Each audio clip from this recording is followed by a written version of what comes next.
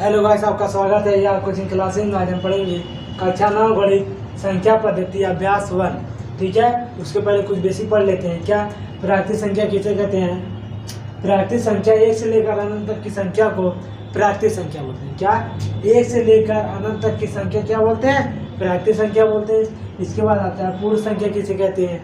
Zero से लेकर अनंत तक की संख्या क्या बोलते हैं? पूर्ण संख्या बोलते हैं। क्या बोलते हैं? पूर्ण संख्या। इसके बाद आता है पूर्णांक संख्या किसे बोलते हैं? जो जीरो से दाएं तरफ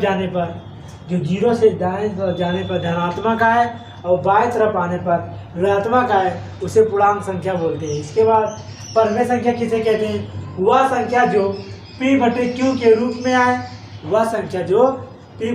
के रूप में आए उसे परमेय संख्या कहते हैं। और जैसे 1/2, 4/2, 0/1। ठीक है, ये सब क्या है? परमेय संख्या है। अब परंतु p बराबर 0 तो लिख सकते हैं और q बराबर नॉट इक्वल टू 0, मतलब q का मान 0 हम नहीं लिख सकते। 1 लिख सकते हैं परंतु हम क्या 0 नहीं लिख सकते। q का मान हम 0 नहीं लिख सकते।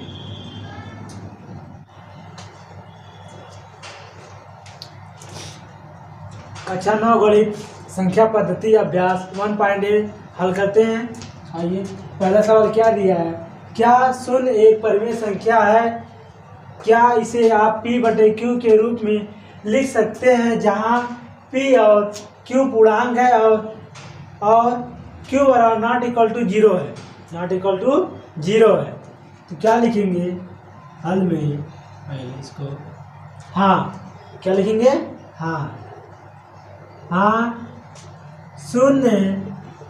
0 एक परमेय संख्या है। क्या है? परमेय संख्या है। क्या 0 एक परमेय संख्या है? इसे हम संख्या रेखा पर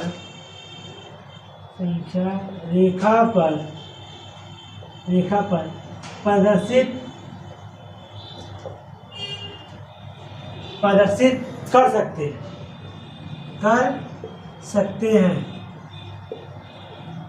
कर सकते हैं और 0 को p/q के रूप में 0/1 में लिख सकते हैं। लिख सकते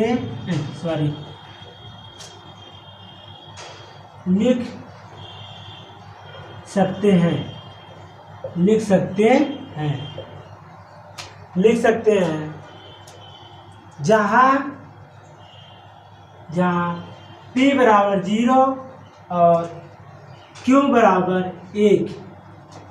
ये क्वेश्चन नंबर भी आपका हल हो गया, पहला भी और दूसरा हल करते हैं। क्वेश्चन नंबर 2 हल करते हैं। क्या दिया हुआ है? 3 और 4 के बीच में 6 परमेय संख्याएं ज्ञात कीजिए। क्या 6 परमेय संख्याएं ज्ञात कीजिए। लिखेंगे हल।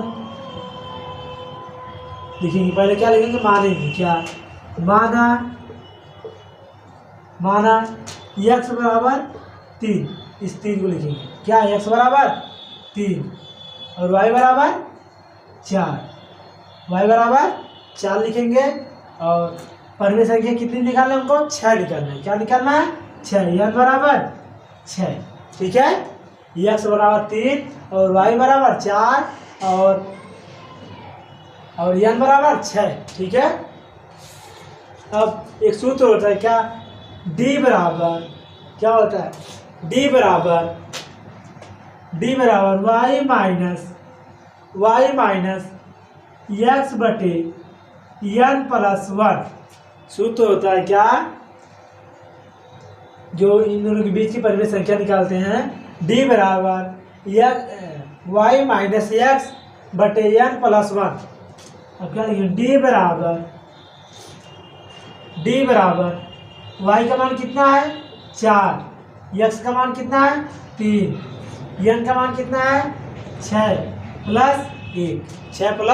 1। अब क्या करेंगे? तीन, 4 में से 3 को घटाएंगे क्या बचेगा? 1। 4 में से 3 को घटाएंगे तो 1 बचेगा, और 6 1 7, 6 1 7, क्या 7। डी बराबर कितना है? 7/1। डी बराबर 7/1। अब 6 परिमेय संख्या निकालते हैं इसके बीच में, इसको हम क्रॉस कर लेंगे क्योंकि यहाँ जगह नहीं है। ठीक है, निकालने के लिए पहले क्या करेंगे? एक और सूत्र होता है, लिखेंगे क्या? D x plus D. ठीक है, इसके बाद x plus 2d, x plus 3d, x plus 4d, x plus 5d, x plus 6d। ठीक है, ये लिखेंगे सूत्र। लिखने के बाद एक्स का मान कितना है? 3। कितना है एक्स का मान? 3 प्लस डी का मान 1/7। डी का मान कितना है? 1/7। ठीक है, इसके बाद एक्स का मान कितना है?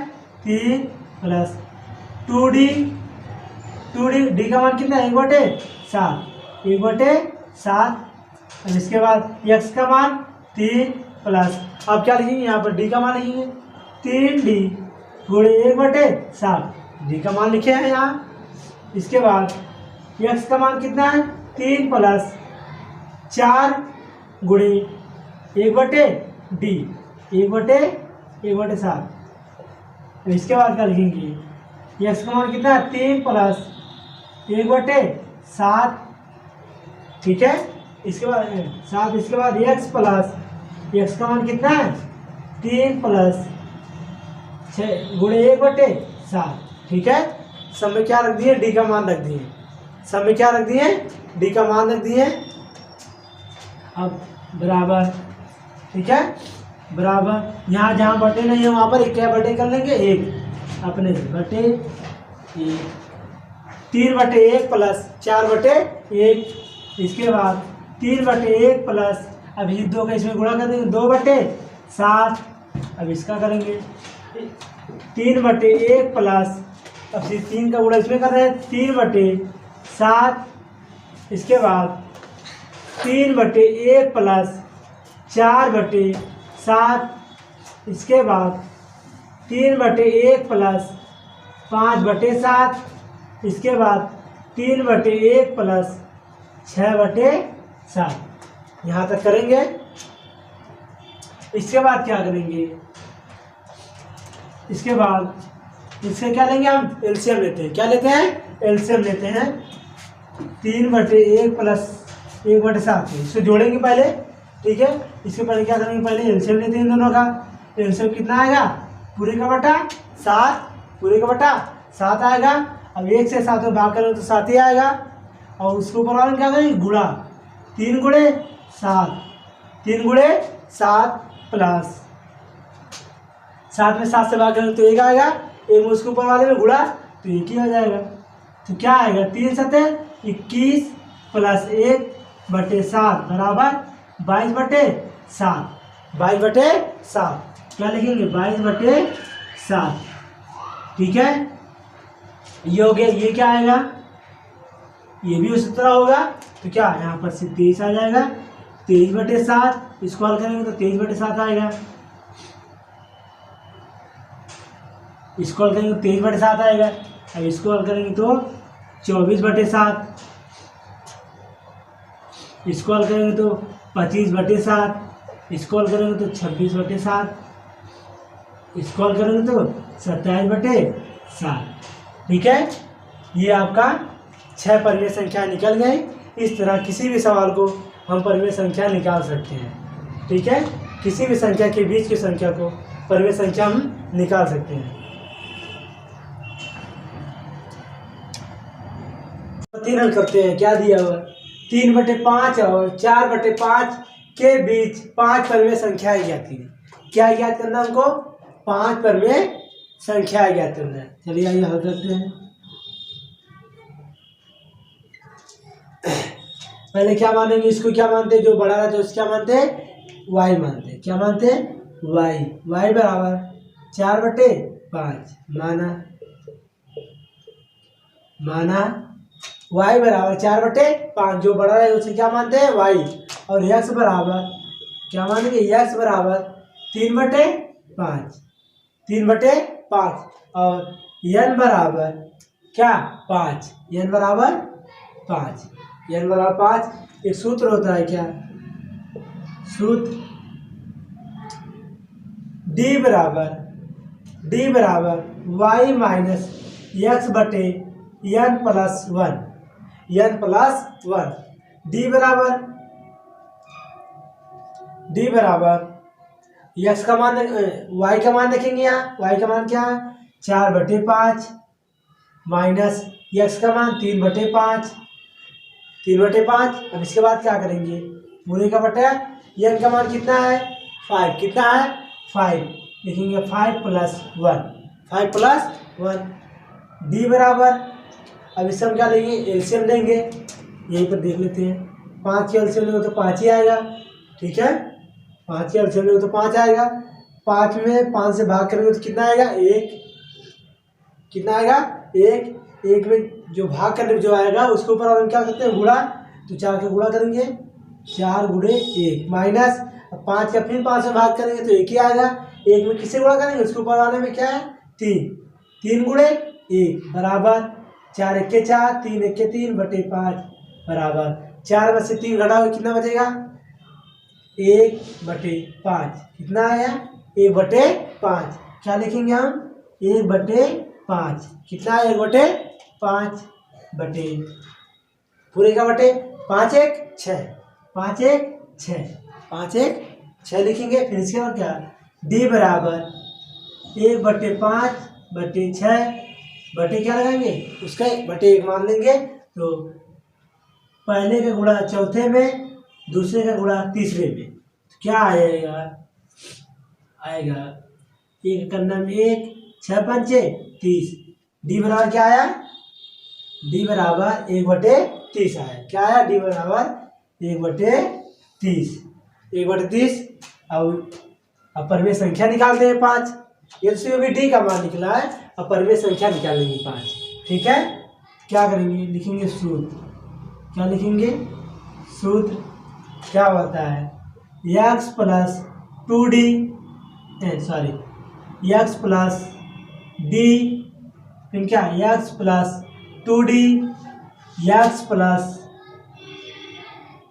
3d, x + 4d, x + 5d, ठीक है, x + 5d बराबर x का मान कितना है 3/5 प्लस d का मान 1/30, क्या है 1/30।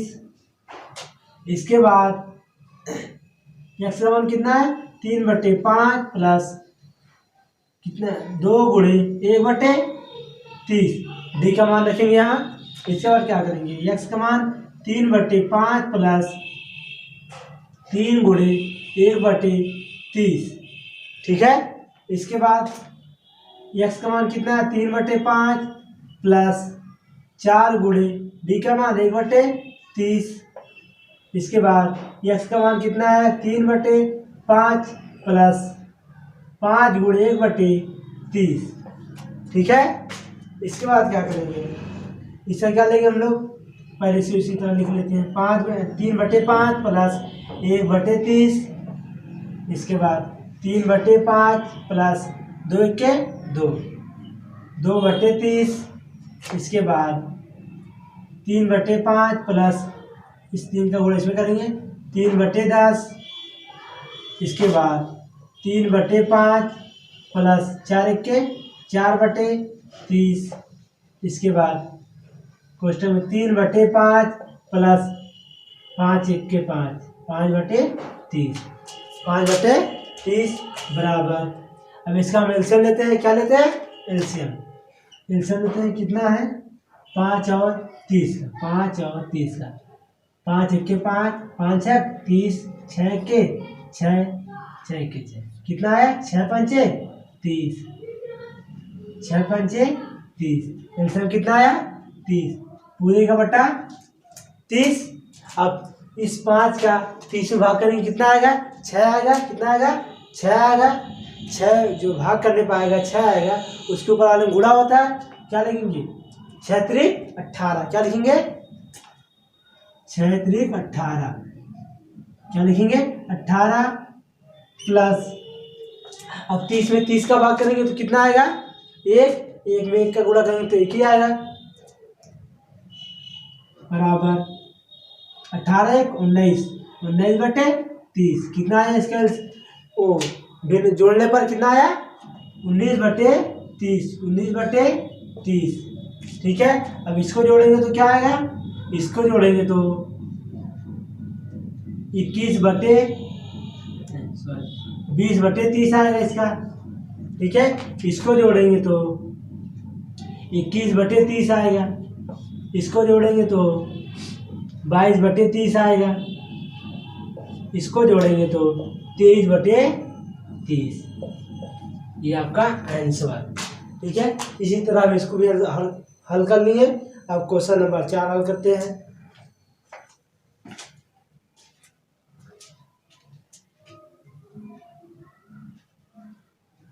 दिए गए कथन सत्य है या असत्य है, कारण के साथ अपने उत्तर दीजिए, अपने उत्तर दीजिए। देखना हमको सत्य है कि असत्य है और कारण भी बताना हमको। पहले क्या दिया है, प्रत्येक प्राकृतिक संख्या एक पूर्ण संख्या होती है, पूर्ण संख्या होती है, हाँ सत्य है, क्या है सत्य है, सत्य है। और क्या पूछा है, प्रत्येक प्राकृतिक संख्या एक पूर्ण संख्या होती है, हाँ क्योंकि कारण, क्योंकि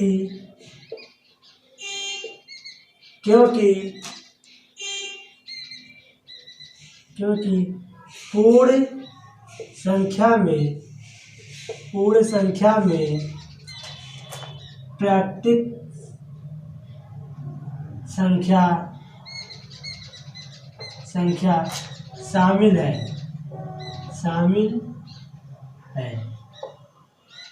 इसलिए क्या है सत्य है, क्या है सत्य है।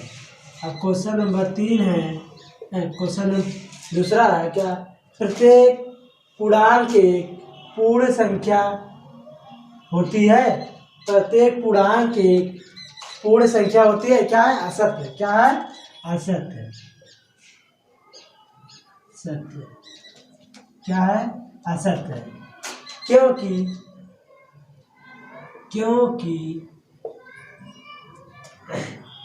पूर्णांक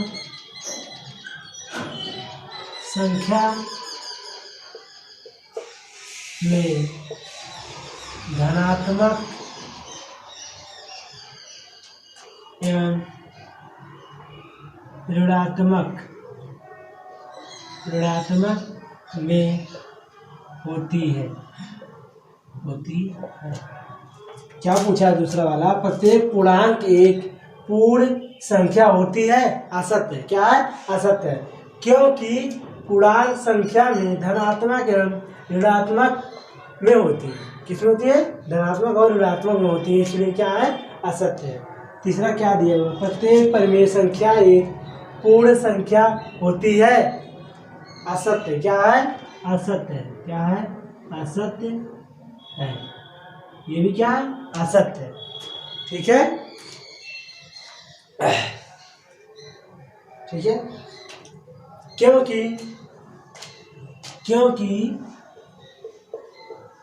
क्योंकि परिमेय संख्या में